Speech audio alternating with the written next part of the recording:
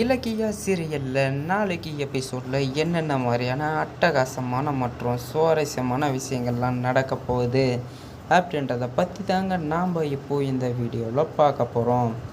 இப்போ தான் நீங்கள் ஃபஸ்ட் டைம் நம்ம சேனலை பார்க்க வரீங்க அப்படின்னா மறக்காமல் லைக் பண்ணுங்கள், ஷேர் பண்ணுங்கள், சப்ஸ்கிரைப் பண்ணிவிட்டு பாருங்கள். வாங்க இப்போது வீடியோக்குள்ளே போகலாம். நம்ம கௌதம் பார்த்தீங்க அப்படின்னா சரி இதுக்கு மேலே எஸ்எஸ்கேவை விட்டு வச்சுருந்தா அது நம்மளுக்கு தான் ஆபத்து அப்படின்னு சொல்லிட்டு எஸ்எஸ்கேவை ஒழிச்சு கட்டலாம் அப்படின்னு சொல்லி முடிவு பண்ணுறாங்க நம்ம இலக்கியாவும் கௌதம்ங்க. ஓகே, அப்படி என்ன தாங்க திட்டம் பண்ணி வச்சுருக்கீங்க சொல்லுங்கள், நானும் தெரிஞ்சுக்கிறேன் அப்படின்னு சொல்லிட்டு நம்ம இலக்கிய கேட்குறாங்க. அது ஒன்றும் கிடையாது,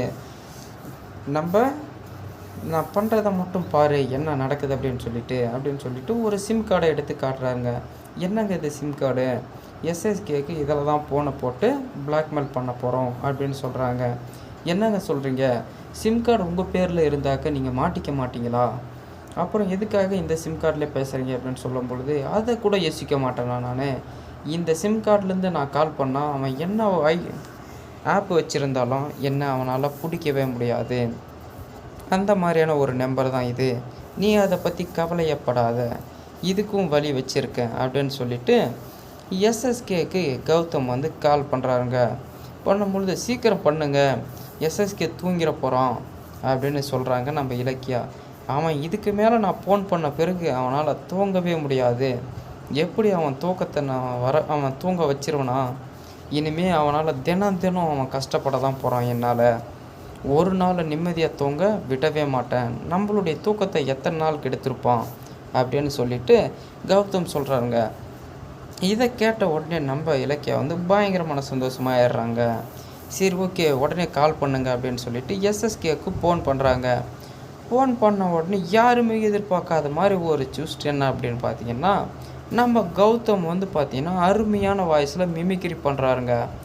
யாரோ வேற ஒரு ஆள் பண்ணுற மாதிரியே உங்கள் வீட்டில் பார்த்தீங்க அப்படின்னா நாளைக்கு கல்யாணம் நடக்க போகுது, நீங்கள் உஷாராயிக்கோங்க சார் அப்படின்னு சொல்லிட்டு மிமிக்ரி பண்ணி சொல்கிறாருங்க.